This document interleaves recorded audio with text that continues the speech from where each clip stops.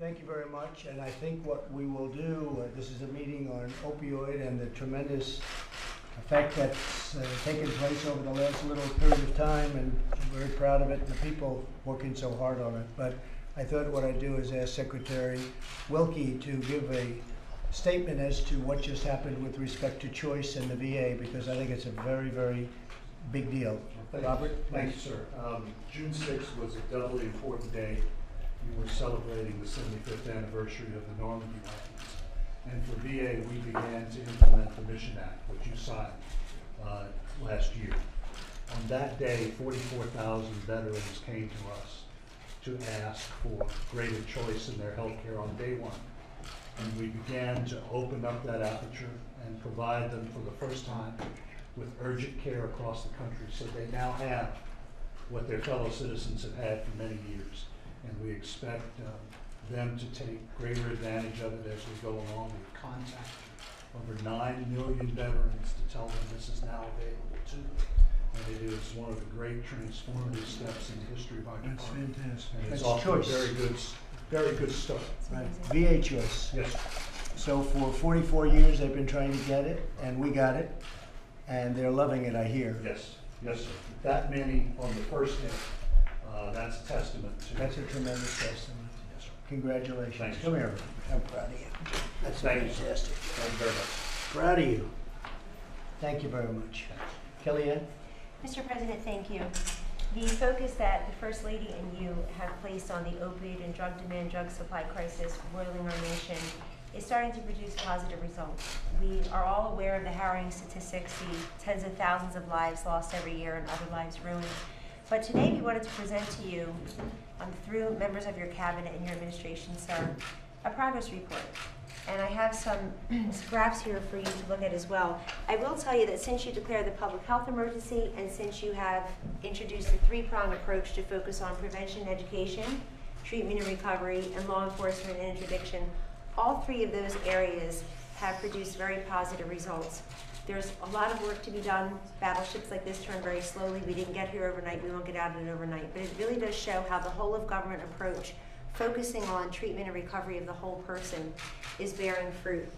Mr. President, in your opioid announcement in Manchester in March of 2018, where the First Lady and you talked about your vision and what to do in the opioid crisis, you called for a 1/3 reduction over the next 3 years in first-time prescriptions. I'm happy to report that you achieved that number in the first year alone.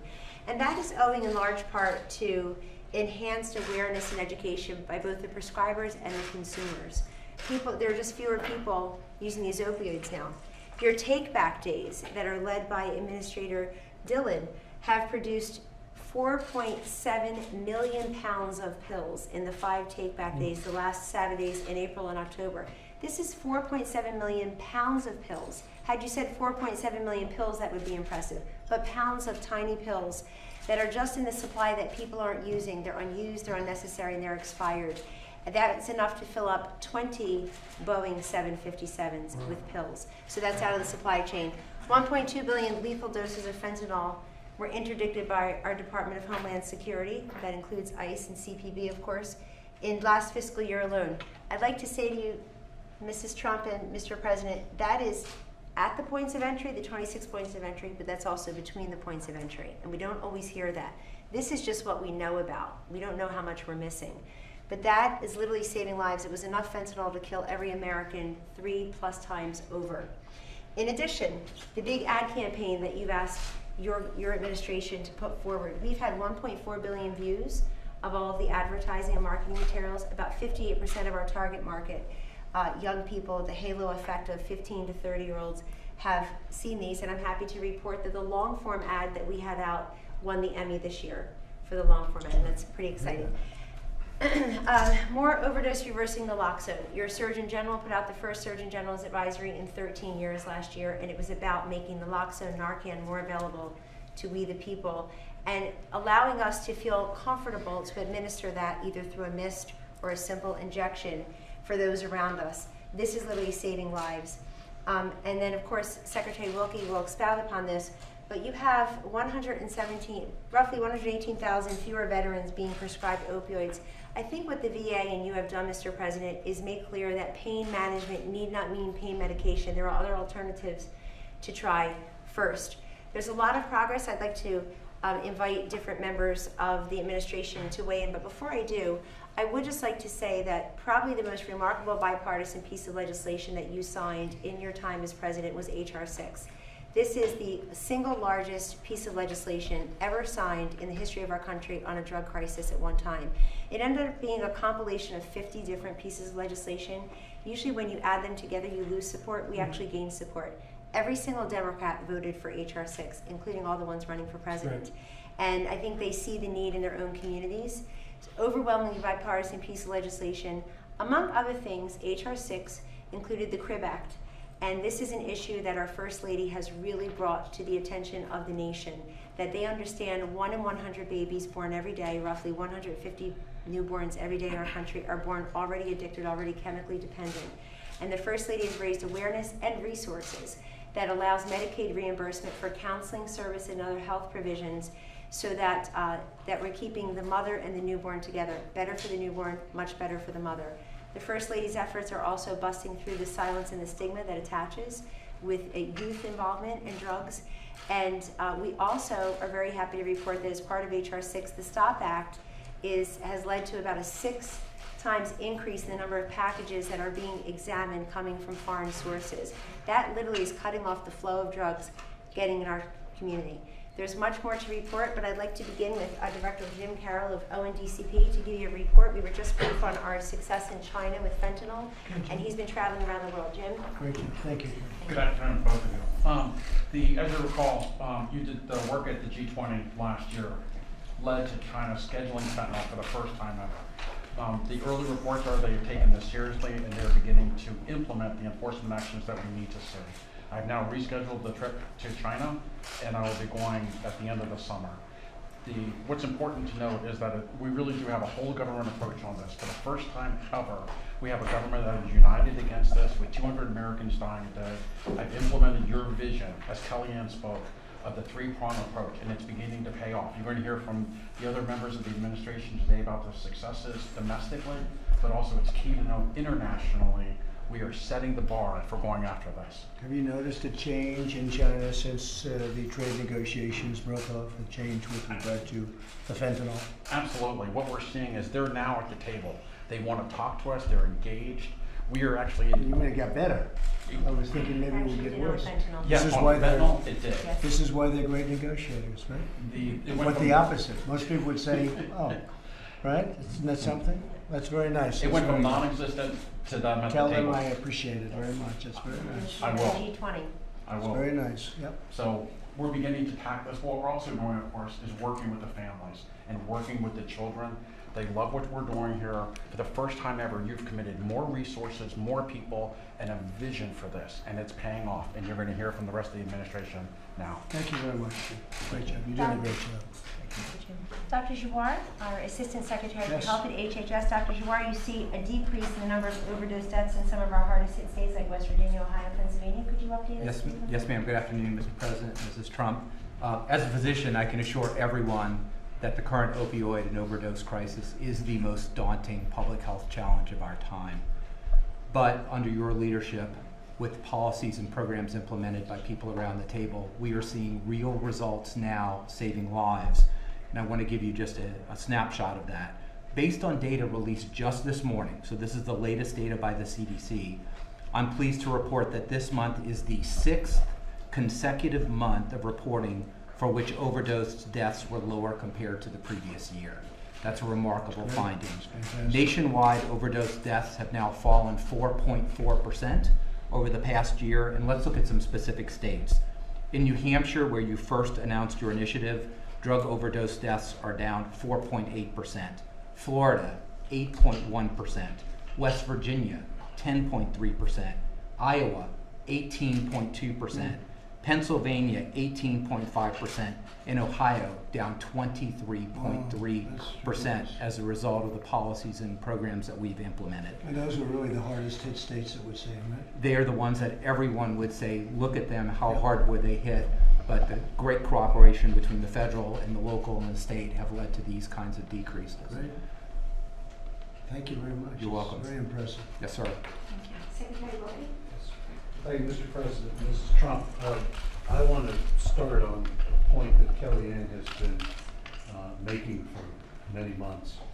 Particularly for VA, we needed a change in culture. Many of those who come to us are like professional athletes who've retired. They've had a lifetime of trauma, or jumping out of airplanes, wounds in combat, and they come to us anticipating a lifetime of chronic pain. And in order to treat pain instead of the brain, we had to change the culture, which meant offering things that would have been anathema in my father's day in the Vietnam era. So instead of giving someone a pill, we tell them we can use acupuncture, or we can use Tai Chi, even yoga, music therapy, aqua therapy. And in addition to that, our physicians are in the process of reviewing all of our long-term opioid cases.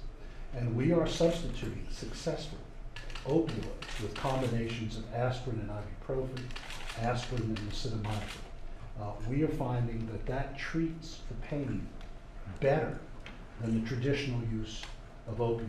And as a result, we are getting healthier veterans. The other thing I would say, in addition to what Kelly said about people turning away from opioids in the veterans community, since you issued your directive, veterans have turned in 35 tons of opioids. That's a lot of medicine for a population that ventures close to 9 million. So as part of the cultural change, we are changing the way the country looks at opioids and treats it, and it is a sea change. And it is probably one of the more important contributions VA has made to the nation, to turn our attention away from the use of these medicines and to try to make people healthier as a whole. So how are we doing with coming up with a cure to the opioid? Meaning, I've instructed every single agency to work on this with Dr. Collins and all of the folks on a painkiller that's not addictive. And you would think they could do that. You would see, you see common medicines sold over the counter that aren't totally ineffective, right? So how are they doing a painkiller that is not addictive? So what we are doing is we have been successful in using combinations of over-the-counter medicines, things as simple as aspirin, things that have been around since the late 19th century. And we are finding that those have the same or greater effect when it comes to treating pain. They're not addictive, they're not influencing the brain. So you're saying the same or greater? Absolutely. Yes, sir. How come nobody knows that? Well, again, it goes back to what she's been preaching for a long time, and that is you have to shift the culture. You have to shift the trends. People have done things for so long that it takes a big push to get them on a different path, particularly in the military. If you had come to my father, who was severely wounded in the invasion of Cambodia, and told him that we would offer you Tai Chi or acupuncture to treat that pain, my nose would have been flat against my face because it was not part of the ethos. So we're on that journey, and I think what you've started in the last year has propelled us, and I believe it's starting to have an impact in the Department of Defense, where veterans treatment should start before they come to. That's fantastic, Robert. Let me ask you one other question. So probably related, much more so than we won't even think it's related, and that's suicides. Yes. So you have suicides, and I hear numbers of 21 and 22 a day for veterans, which is I thought it was a mistake when I read it the first time. Is it 21, 22, 23? It's 20, so it's a slightly down. It was 22 originally. Now, I called you 2 months ago and I said I had seen it somewhere, and I've read really quite a bit about it. I think it's made by Johnson & Johnson, but it's a suicide, if you're depressed, Yes. you take it, it's an inhaler, and it almost immediately cures depression, at least for a little while. And I said, corner the market on it and give it to anybody that has the problem. Because you have people calling, and our folks do a great job on the phone, but it's a telephone. You have people calling, looking for help, and if those people had that, I'm hearing like instantaneously they're in much better shape. How are you doing with that? We are working with Johnson & Johnson to distribute it. We should have it in all of our VA That could make a hospitals tremendous by the end of the difference. year. But it's in the purchasing process right Is it now. very effective? It's very effective. So that all of these people that are committing suicide every day, 21, 20, 22 a day, killing themselves, it's hard to believe. Honestly, when I heard the number, I said it can't be possible. How could it be so many? If this is as good as we hear it is, certainly on a fairly short term, it gets them over that problem. And I assume this lasts for how long a period? Well, it is treated in stages. I think the Right. first dose lasts for a few days, and then it's Which is, it gets them you over. build on that, and you build up to a So certain you're dose. working something with the, With Johnson, yes, okay. with the company. And I think they'll be very generous to you. Yes. And if you'd like, I'll help you to negotiate it, because seriously, I just said corner the market. You're on a roll. Corner the market. All right, so you're working on that, very important. I think it's gonna be incredible. I bet the first few months, you're gonna see numbers that people are gonna say, what happened? If it's as good as I hear. Good, thank you very much, good. Thank you, Mr. President. Thank you, Secretary Wilkie. It is true that Dr. Collins at NIH continues to develop the non-addictive opioid, and I think some in the private sector are trying to do that also. Mrs. Trump, Mr. President. So our effort as the whole of government approach has been to treat the whole person. Sometimes if you're fortunate enough to go through a drug court program or a drug treatment program, you come out on the other side. Where are the housing opportunities, education, skills, employment? So through Secretary Costa and Department of Labor, they've been able to issue record numbers of dislocated worker grants and actually get the opioid addiction levels down among federal workers. If you can tell us some more about that. That's right. So, Mr. President, Mrs. Trump, as you know, we're the federal government's largest employer, and the Department of Labor oversees the workers' compensation programs for federal workers. Even before you declared it a national emergency, you directed us to make all efforts to address the opioid issue. And so, since your election, we've had outstanding results. We achieved those through, one, changing the protocols that physicians need to take in order to prescribe. Under the Federal Workers' Compensation Program, physicians now need to write an individualized assessment and a letter of medical necessity to explain why opioids are needed. Second, we have a team where physicians prescribe a certain amount or certain dosages. We'll work with that physician to ensure that the treatment is tailored to the individual.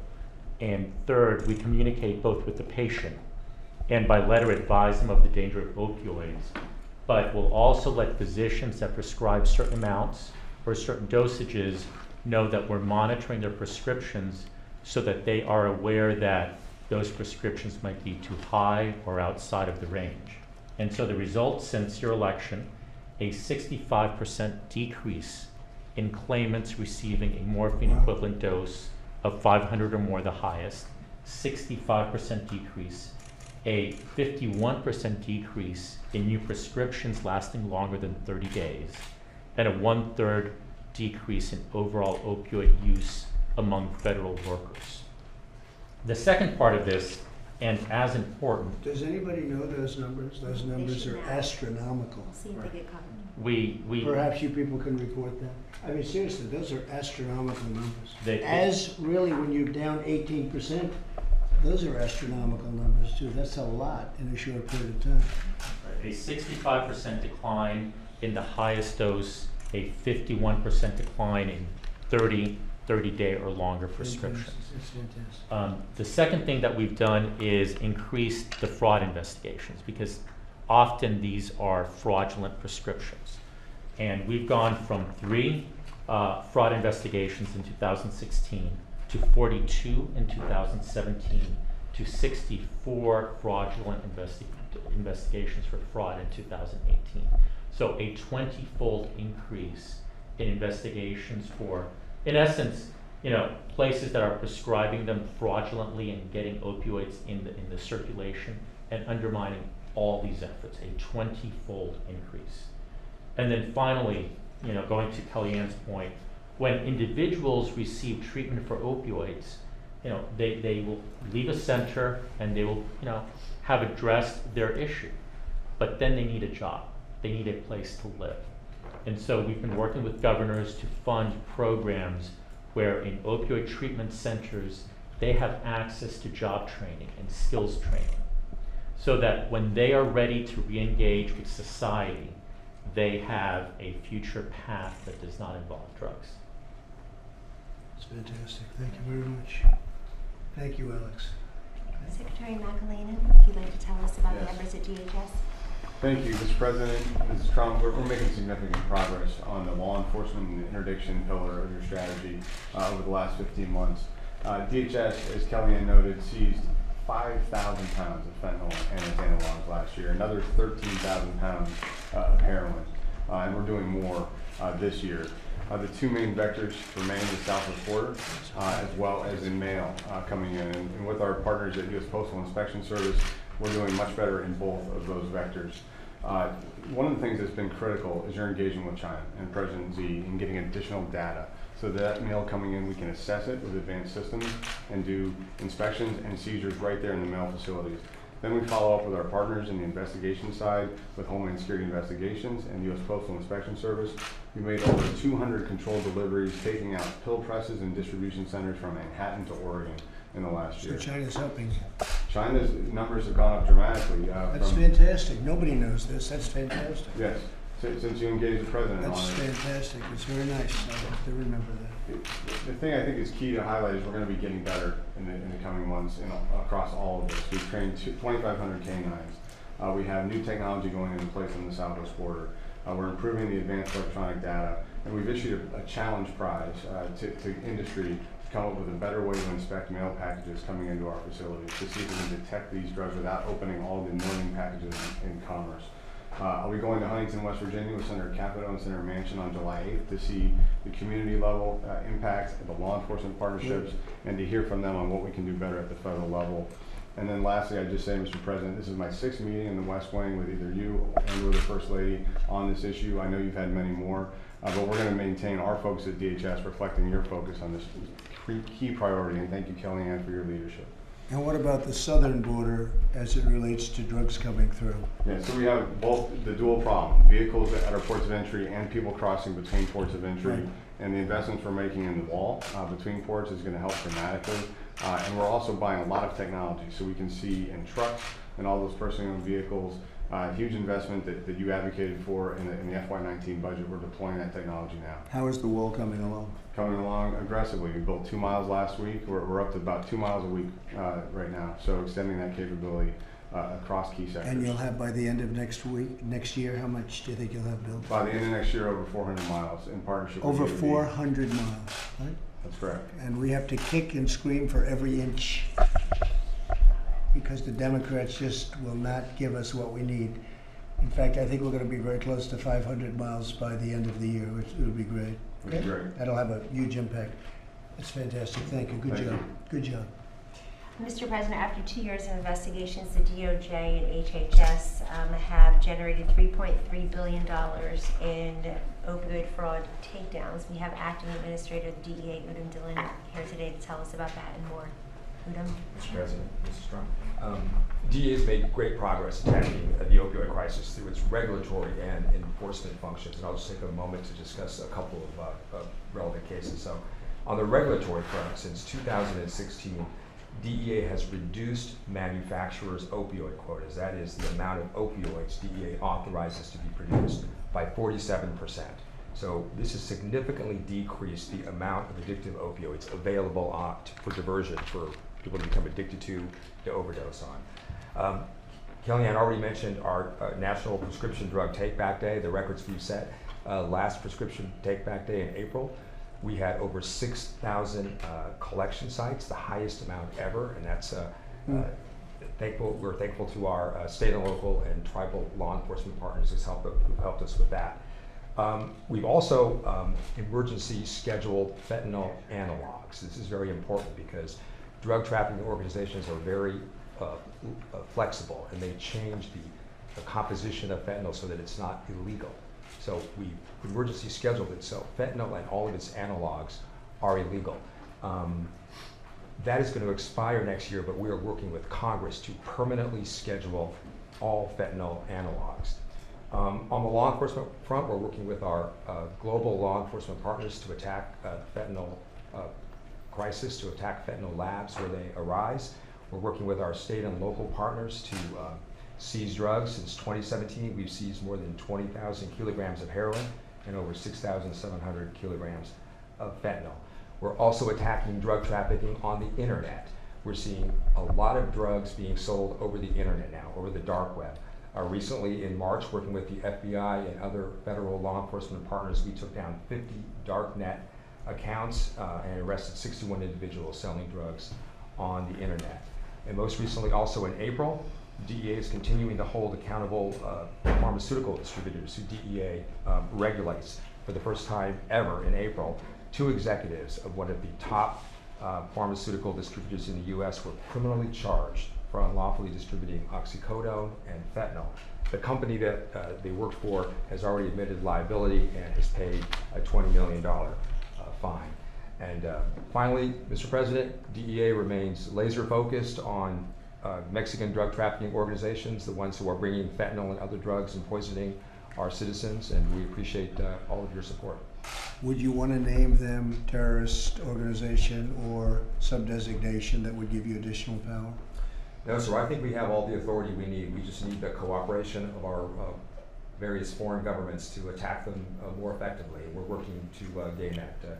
Director Carroll talked about our efforts with China, and we're working with other countries to be as effective as possible attacking these. And Mexico's going to be much different now, too. I think Mexico's going to start hitting them much harder. That would be very helpful, sir. Okay? Let me know. Okay? Thank you. Thank you. Mr. President, Mrs. Trump, one of the cruel ironies of these drugs pouring into our communities is that they're coming through our southern border and through our U.S. mail system. And so, as we know, the 21st century drug traffickers are using low volume, high potency fentanyl in our own mail, tiny, tiny little amounts in packages. So today I'm very happy to have USPIS Director Barksdale to give us an update on some of the progress that we have and some of the challenges that lie ahead. Thank you. First, thank you, Mr. President, First Lady, Ms. Conway, for having us here today. As you know, they may not know, the Postal Inspection Service is the law enforcement branch of the Postal Service. We work very hard to instill confidence in the U.S. mail and basically to protect the American public. One of my highest priorities as the Chief Postal Inspector right now is your issue of opioids, particularly as they flow through the mail system. So I want to thank you for your support on this initiative. As Mrs. Conway stated, your 2018 unveiling of the opioid initiative was the catalyst for us to facilitate greater interagency working relationship with all of my colleagues here. So we've been leveraging our partnerships. Since that time, we have actually placed postal inspectors with DEA, Customs and Border Patrol, and at the Office of National Drug and Control Policy. Our partnerships have allowed us to better interdict synthetic opioids into the U.S. through the mail system. And we're also beginning to work closer with our local law enforcement partners. We're still employing our traditional law enforcement, but we've also moved to more of a 21st century attack. We've launched our cyber and analytics unit to help us better forecast and target international packages. And we also, as Director Dillon has mentioned, we do a lot of work now in the dark web targeting internet sales. So over the past couple of years, we have achieved a significant increase in the amount of domestic and international opioid seizures, more than 5 times we seized this year than we've done 4 to 5 years ago. In FY18 alone, we made over 2,000 arrests in narcotics, removed over 96,000 pounds of illegal drugs, and seized over $17 million in illegal currency. So we're still moving forward. The source is clearly China, even though we're starting to see a trend. It may be routed through other countries. And then later this year in September, I plan to travel to China to address this with China with Director Carroll. That's great. Good job. Thank you, sir. Mr. President, that concludes our presentations. If you have any questions or comments. Well, I would like to ask my wife, First Lady, to say a few words because she has been so much into the whole situation with the drugs and opioids in particular, but drugs.